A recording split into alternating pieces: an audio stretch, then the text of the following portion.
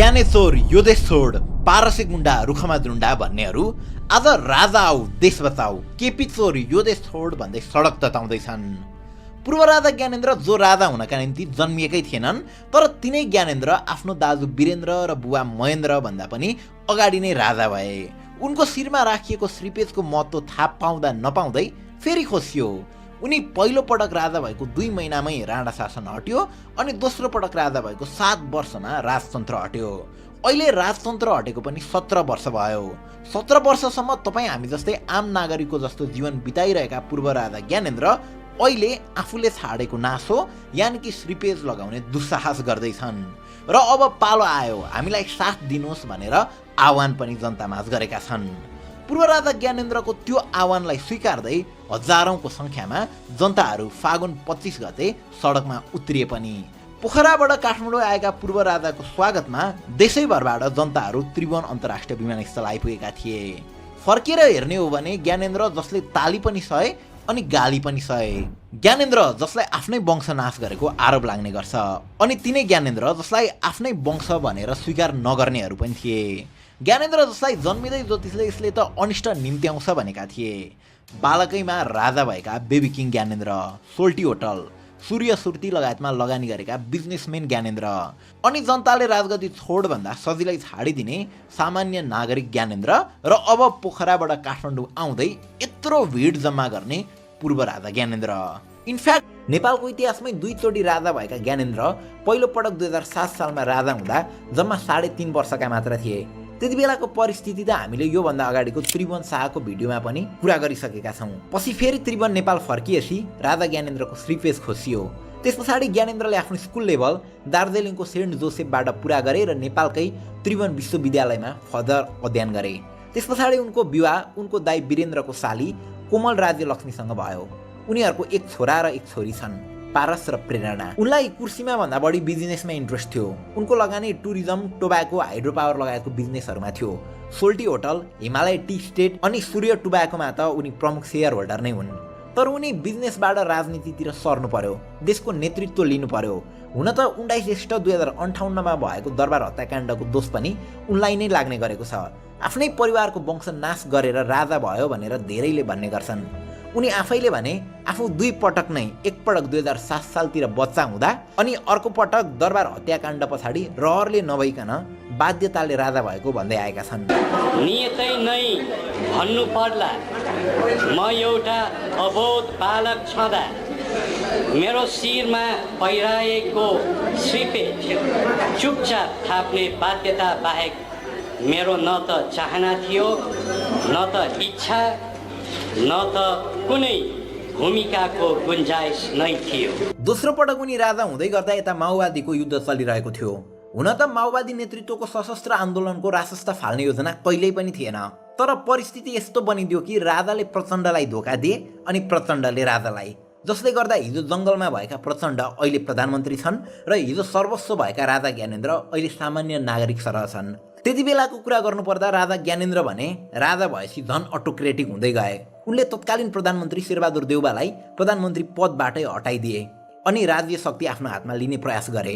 त्यस पछाडिको 3 वर्षमा उनले 3 जना प्रधानमन्त्री फेरि दिए। लोकेन्द्र बहादुर चन्द, सूर्यबहादुर थापा हुँदै फेरि शेरबहादुर देउवालाई नै प्रधानमन्त्रीमा नियुक्त गरे। यो बीचमा उनले संसद पनि विघटन गरे। त्यति बेला प्रधानमन्त्रीको काम भनेको जम्मा प्रतिनिधि सभाको चुनाव गर्नु थियो। त्यो काम पनि गर्न नसकेको भन्दै ज्ञानेन्द्रले प्रधानमन्त्री शेरबहादुर देउवालाई असक्षम घोषणा गर्दै शेरबहादुरलाई फेरि हटाएर आफ्नै अध्यक्षतामा मन्त्री परिषदको गठन गरे। 19 माघ 2061 को कुरा हो यो। अब यति हुनु अगाडि माओवादी जङ्गलबाटै सङ्घर्ष गरिरहेको थियो।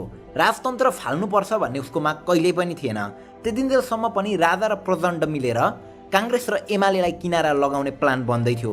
तर 19 माघको घोषणाले नेपालको रूपरङ नै फेरिदिनेवाला थियो। इतिहासमा माघ 19 नआउँदो हो त आज अझै राजतन्त्र हुन्थ्यो होला। भएको के थियो भने जनयुद्धमै होमिएको माओवादी र राजा ज्ञानेन्द्र बीच भित्रभित्रै सहमति हुँदै थियो। कतिसम्म भने ज्ञानेन्द्र प्रचण्डलाई नै प्रधानमन्त्री बनाइदिनसम्म पनि तयार भएका थिए। फलस्वरूप राजा ज्ञानेन्द्रलाई कम्बोडियाका राजालाई जस्तै सम्मान र त्यही लेभलको स्ट्याटस दिएर राख्नुपर्ने थियो। ज्ञानेन्द्रलाई खतरा माओवादीसँग नभइकन तिनै संसदीय दल काङ्ग्रेस र एमालेसँग थियो। त्यसका निम्ति उनी प्रचण्डसँग मिलेर उनलाई प्रधानमन्त्री बनाउनका निम्ति पनि तयार थिए। प्रचण्डलाई भने आफ्नै पार्टीभित्र खतरा थियो। बाबुराम भट्टराई निरन्तर रूपमा भारतीय इन्टेलिजेन्स एजेन्सी रसँग सिक्रेट रूपमा कनेक्टेड थिए। बाबुरामले त रसँग मिलेर आफ्नै कार्यकर्तालाई भारतमै समाउनका निम्ति रलाई सहयोग गरेको भन्ने प्रचण्डले आरोप लगाइरहेका थिए। यस्तो अवस्थामा बाबुरामको रसँगको साँठगाँठलाई न्युट्रलाइज गर्नलाई भए पनि प्रचण्डले राजासँग मिल्नै पर्ने थियो र राजा भने तत्कालीन पार्टीहरूलाई तल लाउनका निम्ति आतुर थिए। यही अनुरूप राजा ज्ञानेन्द्र र माओवादीका प्रचण्डबीच भेट्ने प्लान भइसकेको थियो। प्रचण्डले रोल्पामै भेट्ने भनेका रहेछन् भने राजा ज्ञानेन्द्रले भने मिटिङ टारटुर गर्दै रुकुम र म्याग्दीको रोयल हन्टिङ रिजर्भमा भेट्ने भनेका रहेछन्। प्रचण्ड र ज्ञानेन्द्रको छलफलबारे इन्फेमस जुलियन असान्जको वेबसाइट विकिलिक्सले समेत लिक गरेको थियो। विकिलिक्सले दुनियाँभरको पोलिटिकल स्क्यान्डल, युएसए इरानका सिक्रेट वार फुटेजहरू, व्हाइट कलर स्क्यान्डलहरू पनि निकाल्दै आएको थियो। अब त्यो भेट हुनु अगाडि नै ज्ञानेन्द्रले प्रचण्डलाई समेत धोका दिँदै माघ 19 गते शेरबहादुर देउवालाई प्रधानमन्त्रीबाट हटाएर आफै मन्त्री परिषदको अध्यक्ष हुँदै मन्त्री परिषद विस्तार गर्न लागेका थिए र त्यही दिनको शाही सम्बोधनमा उनले नेपाल र नेपालीप्रति न्याय गर्न नसक्ने र शान्तिको पक्ष लिन नसक्नेलाई मातृभूमिको भार लाग्छ भनेका थिए। यसो भन्दै गर्दा यो सिधै उनले प्रचण्डलाई तोकेर भनेको देखिन्थ्यो। यतिले गर्दा उनले सिंहदरबारबाट लखेटेका राजनीतिक दल र जङ्गलबाट सहर पस्न खोजेको विद्रोही माओवादीलाई अब राजाको विरुद्धमा सहकार्य गर्न बाटो मिल्यो। राजाले प्रचण्डलाई एकपटक धोका दिए। यही धोकाको बदला आउने भविष्यमा प्रचण्डले झन् ठुलै रूपमा लिनेवाला थिए। माघ 19 पछाडि ज्ञानेन्द्रले एक पछाडि अर्को गल्ती गर्दै गए। भर्खरै मात्र पहुँचमा आएका मोबाइल तथा ल्यान्डलाइनका फोनहरूमा लाइन काटेर इन्टरनेट बन्द गरेर जनतालाई बाहिरी सम्पर्कबाट वञ्चित गराएका थिए। नेपाली प्रेसहरू बन्द गरिए र खुल्ला रहेकामा पनि सेनाको प्रत्यक्ष निगरानी रहन्थ्यो। माघ 19 पछाडि समाचार कक्षहरूमा सम्पादक होइन, सेनाका मेजरले समाचार सम्पादन र हेडलाइन राख्ने गर्थे। यसो गरिरहँदा राजा ज्ञानेन्द्र महेन्द्र पथमै लाग्दै गरेको देखिन्थ्यो। फरक यति थियो कि महेन्द्रले तत्कालीन पत्र पत्रिका र रेडियोको मार्फतबाट आफ्नो लोकप्रियता बढाइरहेका थिए, तर ज्ञानेन्द्रले भने लोकप्रियता बचाउन सकेका थिएनन्। फलस्वरूप सबै राजनीतिक दलहरू एक ठाउँमा उभिए। तत्कालीन 7 दलले जनआन्दोलनको घोषणा गर्यो। जनताहरू पनि एक डिक्का भए। ठाउँ ठाउँमा ज्ञाने चोर यो देश छोडको नारा लाग्यो।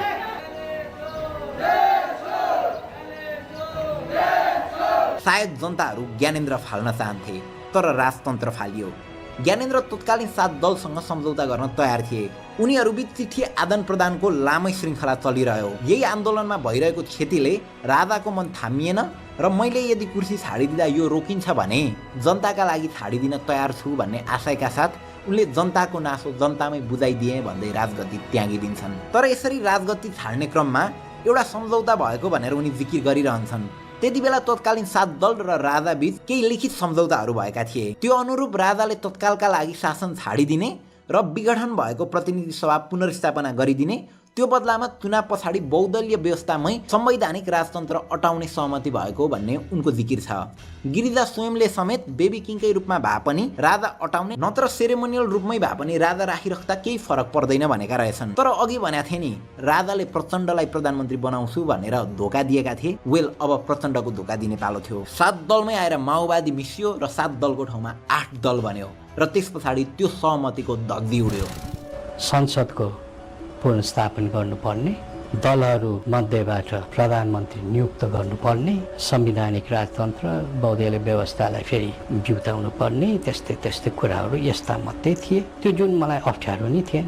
स्थिति कसरी मोडियो सर? 8 भएपछि हो कि जस्तो लाग्छ मलाई। 8 भएपछि पनि त्यो त्यति जबरजस्त भएर अगाडि बढ्यो होइन? त्यसमा त्यो 7ले गरेको सम्झौताको कुनै माने राखेन। त्यस्तै हुनु गयो। अहिले त त्यस्तै बुझ्नुपर्छ हामीले। राजनीतिमा मैले कतिचोटि सुनेको छु, यो बदनाम हुनु बेस रे गुमनाम हुनु चाहिँ नि हुन्न रे। तर यति हुँदाहुँदै पनि यदि ज्ञानेन्द्रले चाहेको भए सेना परिचालन गरेर ब्लड मस्याकर गराउन सक्थे, तर ज्ञानेन्द्रले त्यसो गराएनन्। यही कारणले गर्दा हजारौंको ज्यान बच्यो अनि ठुलै पर्व यानि कि मस्याकर नै टर्यो। हाम्रो त्यो समयमा कुनै पनि हालतमा जनतालाई दुःख दिने, जनतालाई अप्ठ्यारोमा पार्ने नियति थिएन। त्यसैले पनि सजिलैसँग छोड्यायो। त्यस पछाडि राजगद्दी छाड्दै आफैले भङ्ग गरेको प्रतिनिधि सभा फेरि पुनर्स्थापना गरिदिन्छन्। त्यही प्रतिनिधि सभाले उनको अधिकार कटौती गरिदिन्छ र त्यस पछाडि भएको संविधान सभाको निर्वाचनपछि बनेको संसदले आफ्नो पहिलो बैठकमा 2065 साल जेठ 15 गतेबाट देशमा गणतन्त्र आएको भनेर घोषणा गर्छ र 240 वर्षीय राजतन्त्र फालिन्छ। पृथ्वीनारायण शाह जसले साना साना राज्यहरूलाई एकीकृत गरेर एउटा सिङ्गो नेपाल बनाएका थिए, तिनकै वंशका ज्ञानेन्द्रले भने पुर्खाले आर्जेको मुलुक जनतालाई नै दिन्छन्। हुन त कतिले त्यति बेला राजतन्त्र फाल्ने कि राख्ने भनेर 7 दल र राजाबीच जनमत सङ्ग्रह गर्नुपर्छ भन्ने सहमति पनि भएको थियो भन्ने गर्छन्।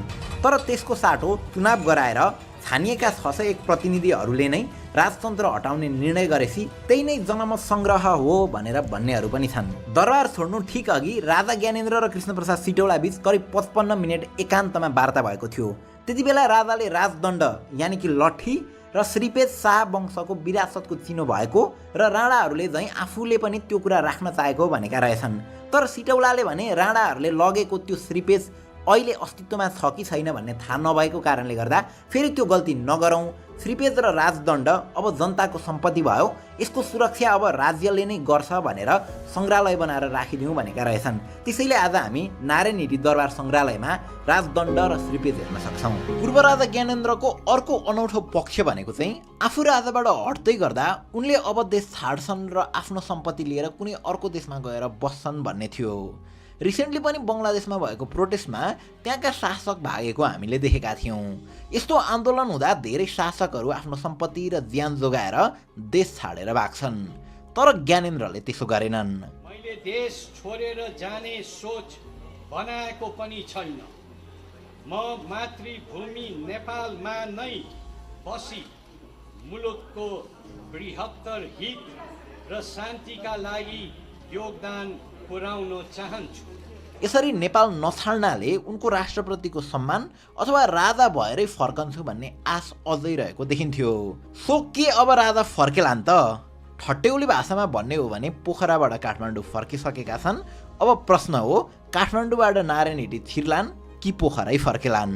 एउटा यस्तो फ्यामिली जसले 240 वर्ष देशमा शासन गर्यो, तर त्यही फ्यामिलीको एउटा सन्तान ज्ञानेन्द्रको कारण उनीहरूको विरासत नै गुम्यो, राजस्थान नै हट्यो। ज्ञानेन्द्र अहिले 80 वर्षको भए। यो उमेरमा धेरै जसो औषधि खाँदै मृत्यु पर्खन्छन्। तर ज्ञानेन्द्र अन्तिम लडाइँमा निस्केको जस्तो देखिन्छ। सायद उनको चाहना अहिले देश बचाउने वा अलिअलि बाँकी रहेको देशलाई पनि सिद्ध्याउने भन्दा पनि आफ्नै जीवनकालमा आफ्नो कारण गुमेको राजसत्ता फिर्ता ल्याउने हो, आफ्नो निम्ति, आफ्नो परिवारको निम्ति। अब गुमाउन ज्ञानेन्द्रसँग केही छैन। सायद समय पनि उनीसँग धेरै छैन होला। त्यसैले उनी अब आफ्नो सबै कुरा दाउमा राखेरै भए पनि राजसत्ता फिर्ता गर्न लागि परेका छन्। तर के यो कुरा सम्भव छ त? राजनीतिमा असम्भव त केही पनि छैन।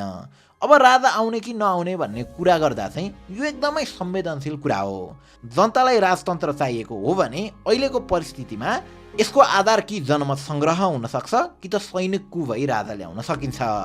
जनमत सङ्ग्रह त अहिलेको अवस्थामा शासकहरूले गर्ने आँट नगर्लान्, तर सैनिक कुको भन्ने सम्भावना छ। हुन त दुर्गा प्रसाईले भने जस्तै पुतली सडकबाट ठुलो भिडसहित हिँड्दै दरबारमा घुम्दै नारायण हिटीमै राजालाई छिराइदिने हो भने पनि एक खाले राजाको कमब्याक त हुन्छ। उनले त्यस पछाडि श्रीपेज लाउलान् पनि, राजगद्दीमै बस्लान् पनि। तर यति सजिलै राजसंस्थाले वैधानिक मान्यता चाहिँ पाउँदैन। तर हामीले चाहिँ के भुल्न मिल्दैन भने सडकबाटै गणतन्त्र आएको थियो र सडकबाटै गणतन्त्र फालिन सक्छ। व्यवस्था जुनसुकै होस्, जनता जनार्दन हुन्छन्। जुन दिन सडकमा आउँछन् त्यो दिन जुनसुकै व्यवस्था पनि ढालिदिन्छन्। कसैले रोकेर रोकिँदैन, छेकेर छेकिँदैन। अब अहिलेको यो भिडले राजसंस्था पुनर्स्थापना गर्ला कि नगर्ला त्यो आफ्नो ठाउँमा छ। तर एउटा कुरा, यो आन्दोलनले शीर्ष नेताहरूको घैँटामा घाम लाग्न जरुरी छ। अझै नसुध्रिने हो भने उनीहरूको सिद्धिने निश्चित छ। अब सिद्धिँदा आफू मात्र सिद्धिने हो कि पार्टी नै सिद्ध्याएर जाने हो, त्यो चाहिँ पार्टीका अन्य नेताहरूकै हातमा छ। अब हाम्रो कुरा गरौँ। हाँसखेल गर्ने, रमाइलो गर्ने यो उमेरमा देश देश देश भनेर टाउको दुखाएको धेरै भइसक्यो। आजकल त कपाल पनि झर्दैछ। हरेक पटक भिडियो बनाउँदा, जेको बारेमा पनि भिडियो बनाउँदा पात्र मात्र फरक छन्। भ्रष्टाचारको तरिका त्यही छ, कुशासन त्यही छ। व्यवस्थालाई नै दोष दिएर पनि हुन्न भन्छौँ, तर त्यही व्यवस्थाका यी हिमायतीहरू नै यस्ता भए पछाडि प्रश्न व्यवस्थामाथि नै उठाइने रहेछ। यसरी भिडियो बनाउँदा कतिले हामीमाथि नै प्रश्न उठाउँछन्। अघिल्लो यो भिडियोमा पनि हामीले राधाको क्यारेक्टरलाई मात्र एक्सप्लेन गरेका थियौँ, त्यसकै जगमा टेकेर गलत अर्थहरू पनि लाग्यो। टु बी अनेस्ट यो व्यवस्थाको यो नै सुन्दर पक्ष हो। गणतन्त्रभित्र हुने यस्तै प्रोटेस्टले, प्रदर्शनीले या समय समयमा हुने यस्ता बहसहरूले मात्र पनि यही व्यवस्थालाई अझ म्याचुर्ड बनाउँदै जाने हो। तर त्यसका निम्ति यो व्यवस्थाका हिमायतीहरूले सुध्रिन आवश्यक छ, उनीहरूले यो कुरा बुझ्न आवश्यक छ। होइन उल्टै रिभर्टल गर्दै जाने हो भने यो भिडले उनीहरूलाई पक्कै पनि बढार्नेछ, किनकि जनता जनार्दन हुन्। अब हाम्रो पुस्ताको कुरा गर्नुपर्दा यो पुस्ताले अघिल्लो पुस्ताले गरेको आन्दोलन देखेन, त्यसकारणले त्यो आन्दोलनसँग र व्यवस्थासँग नै यो पुस्ता एकदमै डिट्याच छ।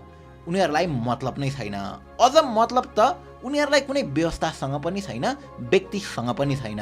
हामी सबै बस नेपाल हाँसेको हेर्न चाहन्छौँ,